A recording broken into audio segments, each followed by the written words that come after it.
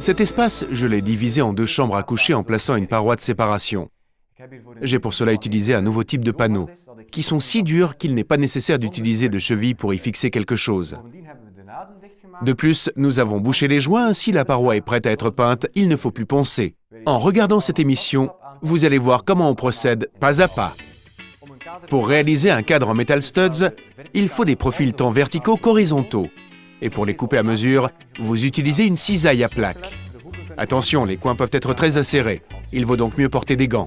Pour déterminer la position du mur, vous avez besoin d'une longue règle et un peu de matériel de dessin. Et aussi une équerre et un niveau.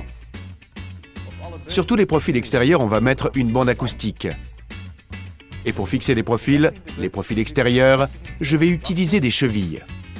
Ici et là, il faut bien perforer un profil. J'ai donc aussi besoin d'une foreuse à métal. Et pour enfoncer les chevilles, utilisez un petit marteau. J'utilise une perceuse à percussion pour forer des trous dans le mur. Pour le plafond, comme c'est un plafond en gyproc, j'utilise des chevilles filetées.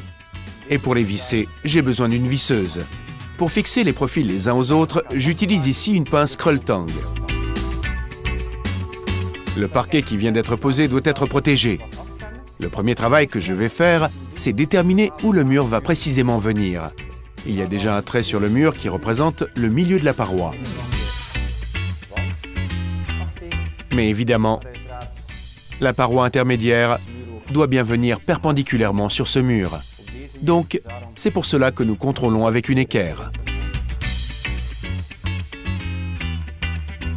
Et maintenant, dessinez le milieu de la paroi sur le sol.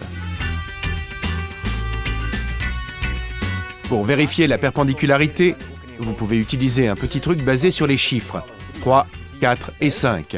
Donc, vous dessinez d'un côté 3, ou un multiple évidemment, dans ce cas 60.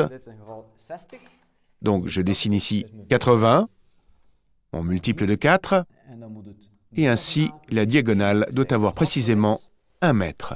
Si c'est ainsi, alors j'ai précisément un angle de 90 degrés. Maintenant, je peux mesurer la longueur du mur et couper le fil à mesure. Parce qu'il y a deux sortes de profils, les profils MSV et MSH. Le MSH, c'est le Metal Stud horizontal, et le MSV, c'est pour Metal Stud vertical. Donc, je commence avec le profil horizontal. Vous pouvez aussi voir la différence sur le bord au-dessus. Le profil horizontal est droit ici à droite, au-dessus, et le profil vertical est arrondi au-dessus. Pourquoi y a-t-il une différence entre le profil horizontal et vertical?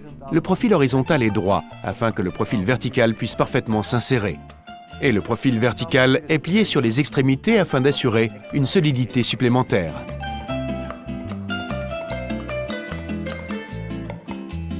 Pour couper le profil à mesure, il vaut mieux utiliser une cisaille à plaque. Et vous coupez simplement le profil en deux. Il vaut mieux ne pas utiliser une meuleuse d'angle, parce que le galvanisé abîmerait les profils.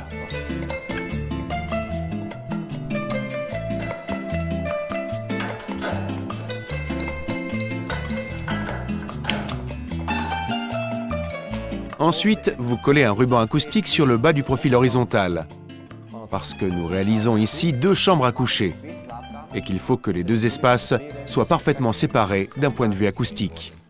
Grâce à la bande acoustique, j'ai une parfaite liaison entre le sol et le profil. Mais maintenant, je ne vois plus les petits trous, ils sont recouverts. Bientôt, je ne verrai plus non plus ma ligne médiane. C'est pourquoi je la dessine une fois encore sur l'extérieur du profil. Le profil a 5 cm. Depuis la ligne médiane, je dessine donc encore 2,5 cm. Pas sur la ligne complète, je fais quelques marquages. Maintenant, je mets le profil. En face des petites lignes, vous vissez maximum tous les 80 cm. Il y a des trous préforés tous les 30, donc je visse tous les 60 cm.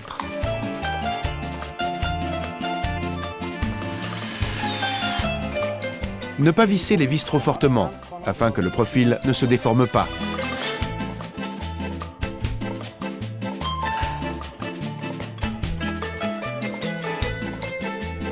J'ai déjà pris les mesures pour mon profil vertical, donc mon profil V. et retirer des mesures que j'ai prises 1,5 cm.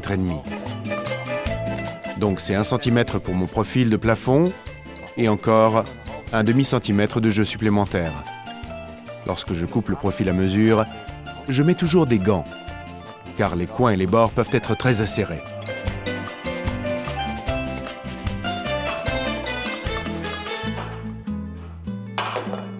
Pour fixer le profil mural, je préfère des trous de diamètre 6.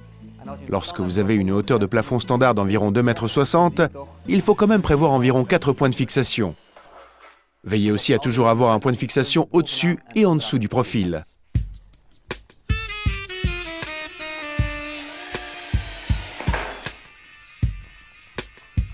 Mettre le profil mural dans le profil du sol.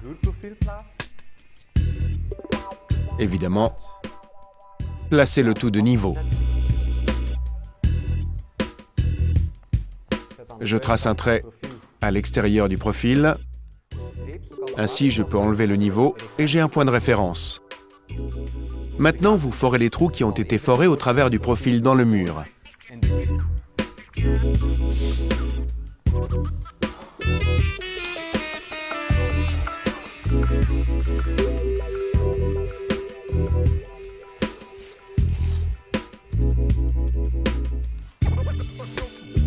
Sur le profil vertical, j'ai aussi placé une bande acoustique. Maintenant, glissez le profil vertical dans le profil horizontal. Évidemment, il doit être de niveau. Tirez un trait sur le mur pour avoir un point de référence. Et alors, continuez à forer plus loin les trous préforés avec une mèche à pierre de diamètre 6.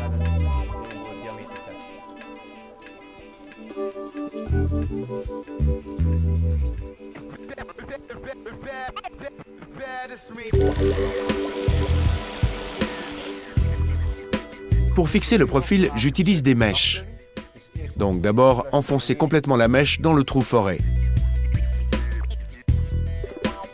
Et ensuite, avec un petit marteau, donc pas avec un gros marteau, enfoncez le clou dans la cheville. Pourquoi vaut-il mieux ne pas utiliser un grand marteau? Parce qu'il ne faut surtout pas taper sur le profil.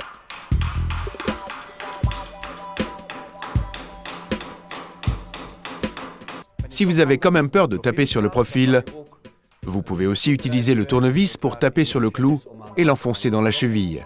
Évidemment, un tournevis qui est adapté pour pouvoir taper avec l'autre côté.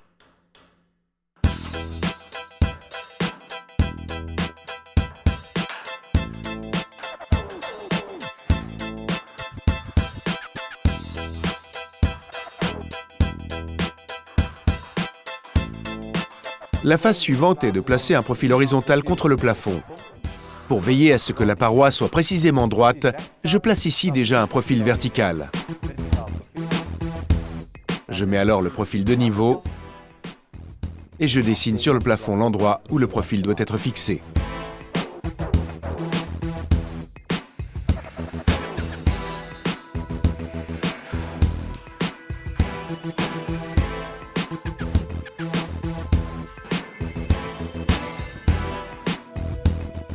Le plafond est en gyproc et j'utilise pour cela des chevilles spéciales.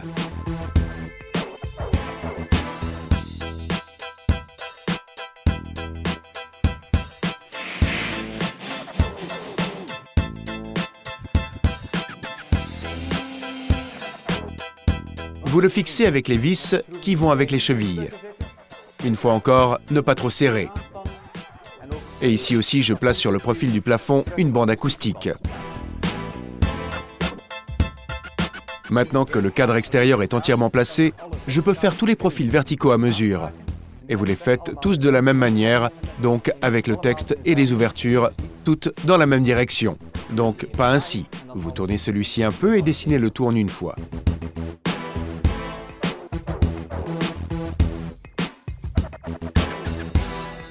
Évidemment, j'utilise ici encore les cisailles pour plaques pour couper les profils à mesure. Vous devez d'abord couper un côté. Et ensuite, l'autre côté.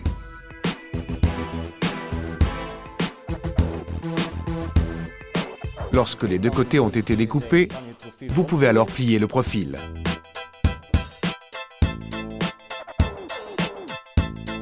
et ensuite coupez le reste.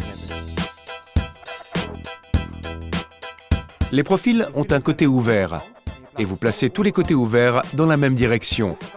Je place ici le côté ouvert vers le mur parce que je commence ici par placer le plaquage. Il y a aussi un côté découpé au profil et je le place vers le haut afin que le côté lisse repose bien dans le profil du sol. Pour les placer, vous mettez d'abord la partie supérieure dedans et vous le mettez dans le profil en tournant. Et alors glissez les profils les uns dans les autres avec aussi un mouvement rotatif.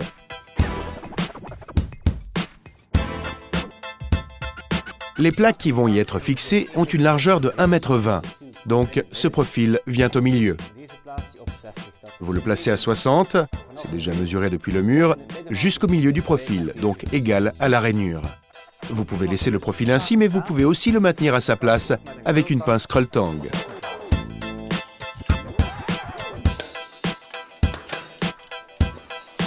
Le reste du profil, vous le laissez momentanément ainsi.